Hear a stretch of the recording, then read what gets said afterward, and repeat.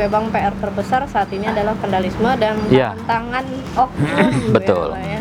Jadi untuk itu kita sudah menyediakan CCTV. Kalau untuk kawasan ini sendiri udah berapa banyak ya Pak? Untuk kawasan ini sekarang sedang kita data ya, kebetulan memang Kebutuhannya ya Pak? kalau di kawasan ini kita siapkan jaga malam itu 24 jam untuk di kawasan ini. Alhamdulillah kalau untuk Kambang Iwa tergolong aman lah ya. Nah, memang kita sering menemui kendala itu di sektor lain seperti di penerangan jalan umum. Apa nih Pak?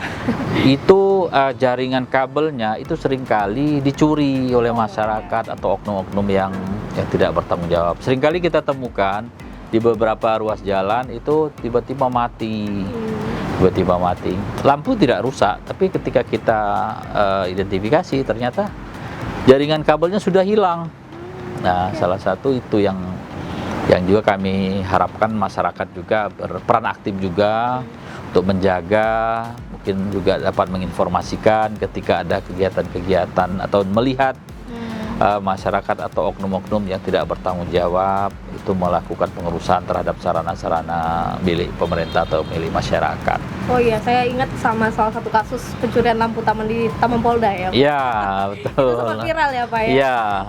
Jadi kita bersiasatinya gimana Pak? Apakah akan memberikan efek jerah sebenarnya atau lebih kembali lagi memberikan edukasi? Tapi berkali-kali edukasi juga ujung-ujungnya masih ada lagi nih Pak. Ya, betul ya. Jadi memang itu tadi.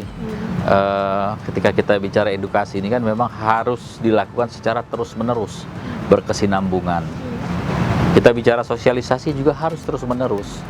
Nah, namun kita juga tetap harus punya solusi bagaimana kita bisa mengamankan, bagaimana kita dapat mengeliminir persoalan ini sehingga kita bisa menemukan solusinya kan. Nah, kalau kami berpikirnya seperti ini, yang pasti untuk setiap sarana-sarana publik milik masyarakat ini, sarana umum, kami tempatkan petugas-petugas jaga. Kalau dulu memang baru dijaga siang saja, sekarang sudah siang dan malam. Nah, kami fokus ke beberapa taman-taman ikon, taman-taman besar yang ada di Kota Palembang, seperti di KI, di POM 9, kemudian ada di Simpang Taman Polda. Nah, itu kami tempatkan petugas jaga malam dan rumah jaga itu sudah kami renovasi, sudah bisa dihuni dan ditempati dengan layak.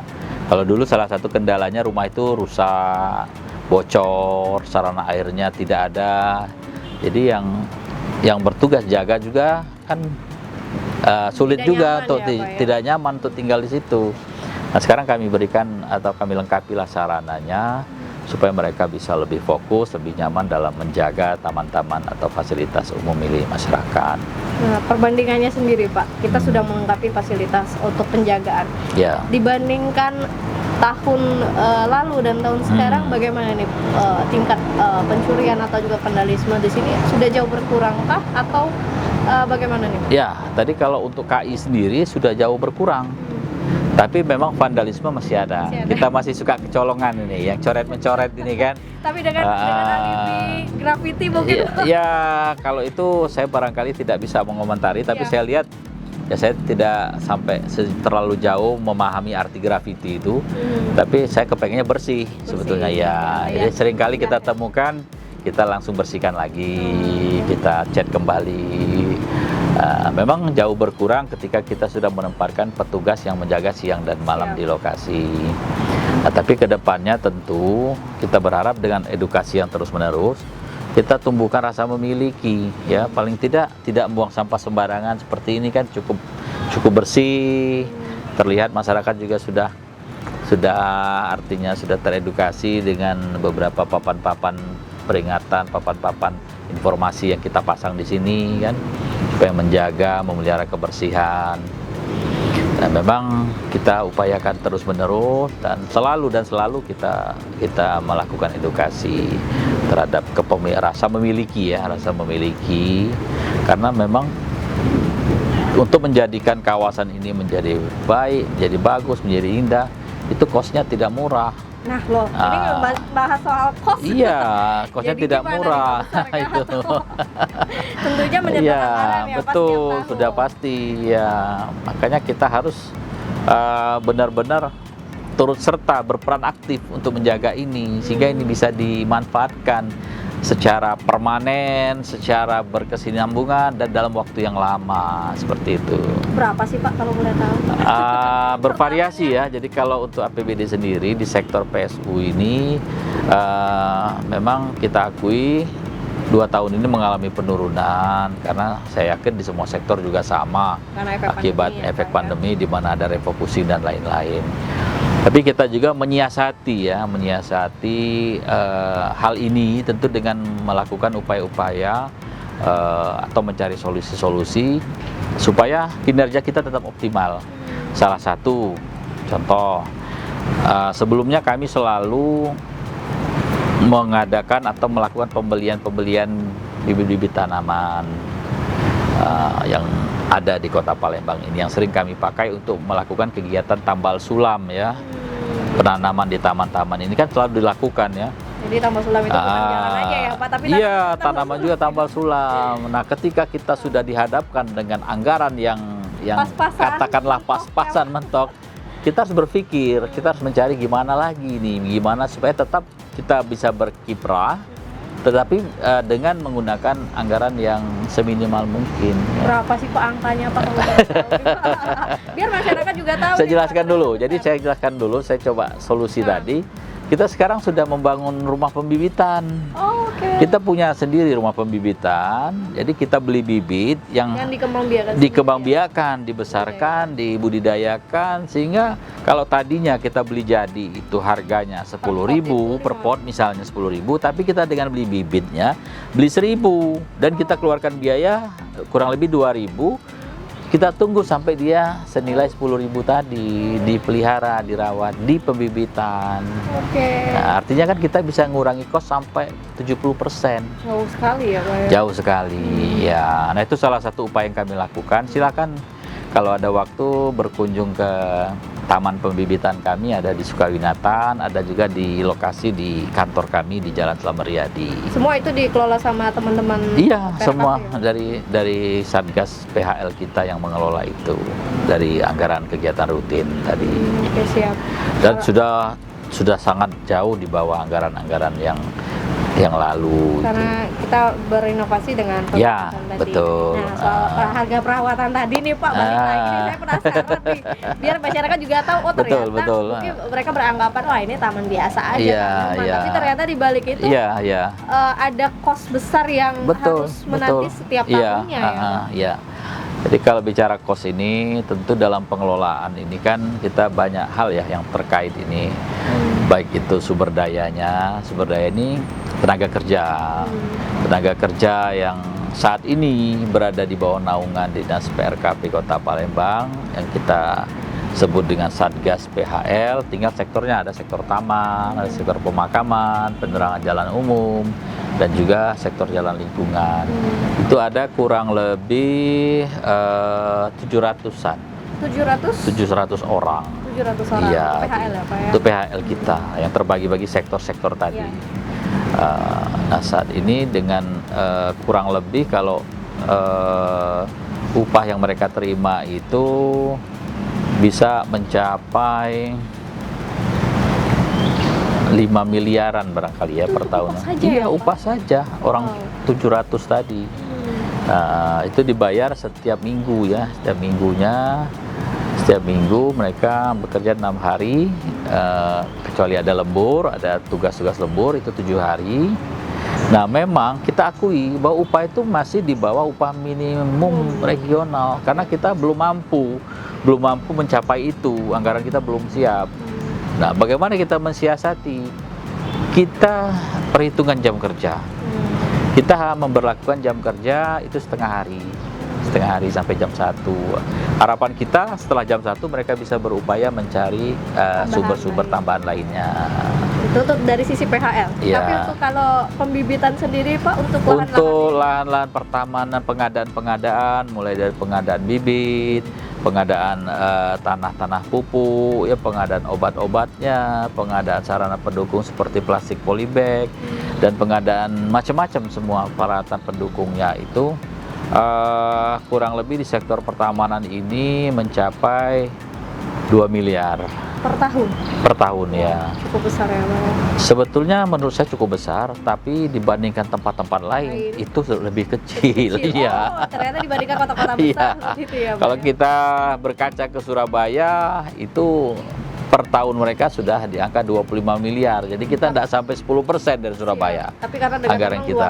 luasan lahan mereka Ya lebih betul, besar luasan ya, Pak, lahan ya. mereka sebetulnya 4 kali lebih besar lah dari kita ya, taman-tamannya. Tapi artinya kalau kita bicara 4 kali, mestinya kita di angka sekitar 8 miliar Iya. mestinya. Kalau kita bicara kalkulasi ya. Tapi alhamdulillah dengan anggaran yang ada ini kami coba Kita memanfaatkan tadi pembibitan seoptimal mungkin lah Pak, ya, seoptimal mungkin dengan pembibitan, juga dengan mengatur shift kerja. Selain itu kan ada armada juga.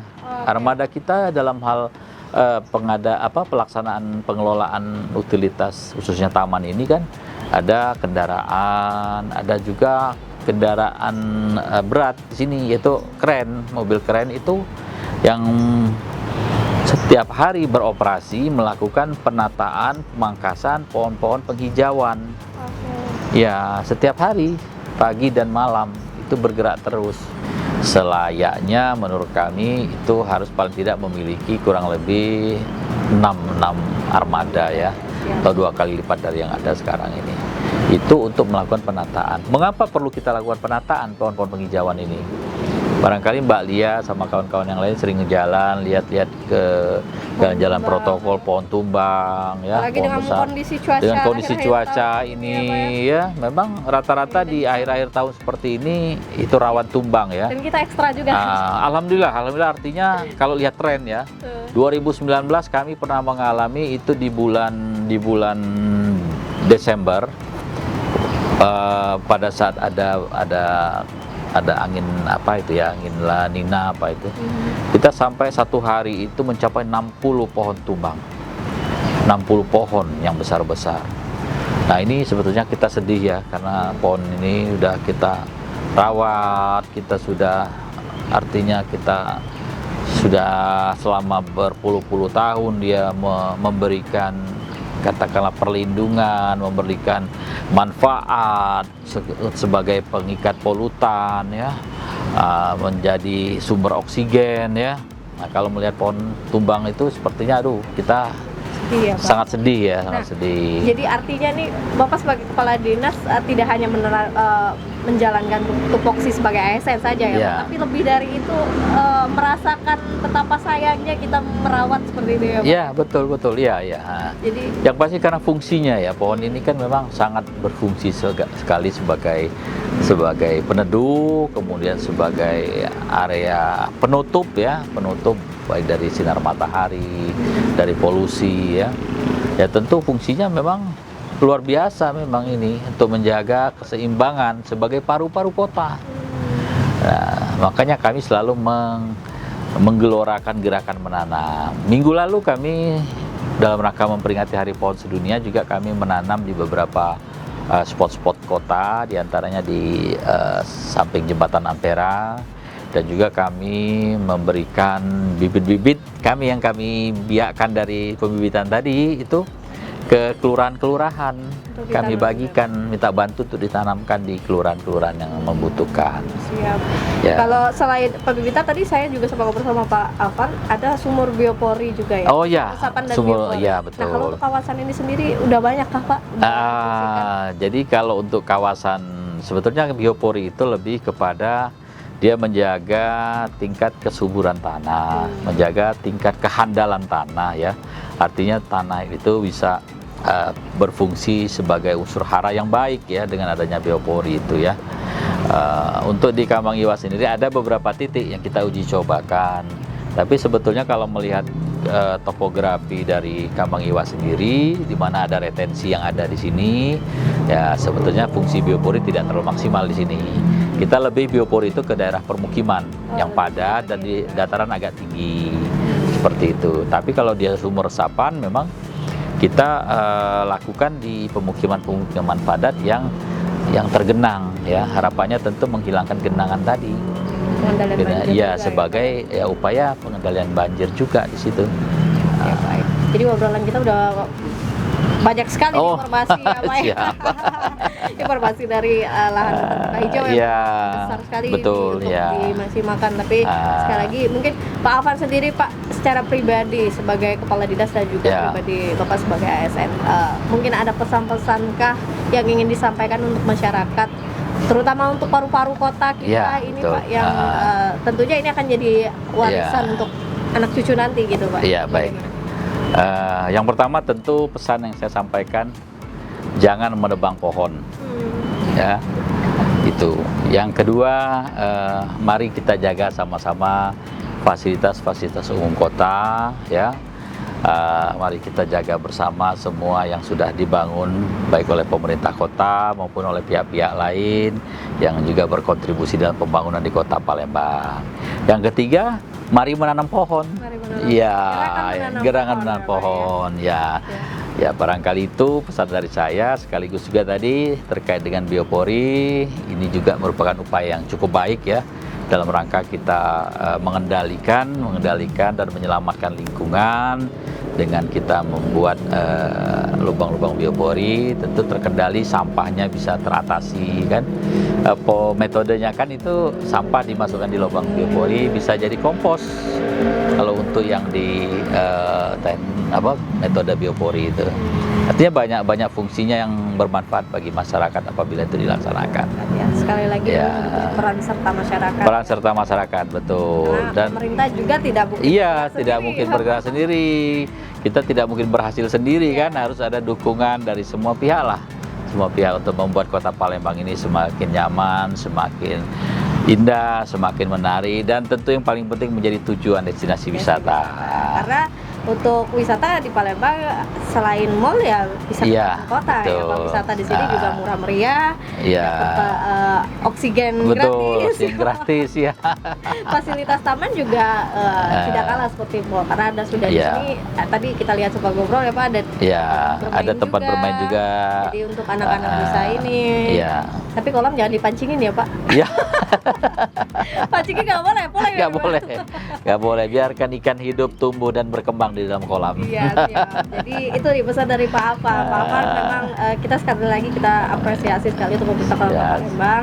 Dan ini adalah salah satu sosok yang membantu lah ya, membantu Ya. menjaga dan memberikan kenyamanan untuk taman-taman kota kita biar kita juga nyaman. Tapi sekali lagi Ya. tangan-tangan jahil. Betul, ya. Stop, ya. Tugas kita bersama Kita untuk menjaga dan saling memelihara menjaga, ini. ya, Pak, Ya. Baik, terima kasih banyak Ya, Pak Afan. sama-sama, Semoga Mbak Lia. sehat selalu. Insya Allah, amin. Luar biasa sekali. Iya. Tapi kalau ngobrolin tadi kayaknya masih kurang Masih ya, Pak. Masih banyak ya harusnya ini ya. Tapi karena waktu kita Baik, harus ya. sudahi. Oke, Bapak, oke, terima kasih ya. banyak. Semoga next bisa Ya, ngobrol insya Allah. lagi dengan Insya program-program Allah. yang lebih menarik dan Ya. kami harapkan juga masyarakat bisa membantu pemerintah Kota Ya, Palembang. mudah-mudahan. Ya, Oke. Baik, terima kasih banyak pemirsa Stripoku TV untuk bincang-bincang kita hari ini dengan Bapak Muhammad Afan Prapanca Prapanca. Mahali Ya. ya.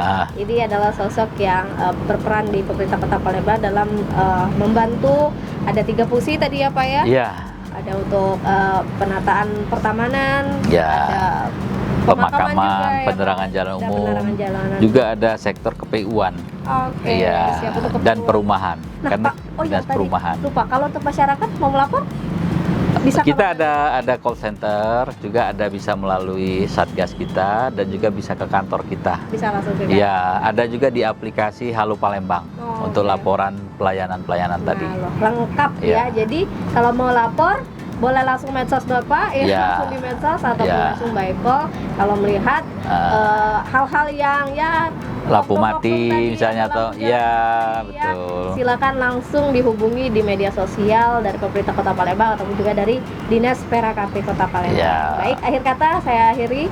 Wabillahi taufiq wal hidayah. Wassalamualaikum warahmatullahi wabarakatuh. Salam sehat selalu. Salam sehat selalu. Hai pemirsa Stripoku TV, jangan lupa komen, like, dan subscribe serta tonton terus berita-berita terupdate lainnya ya.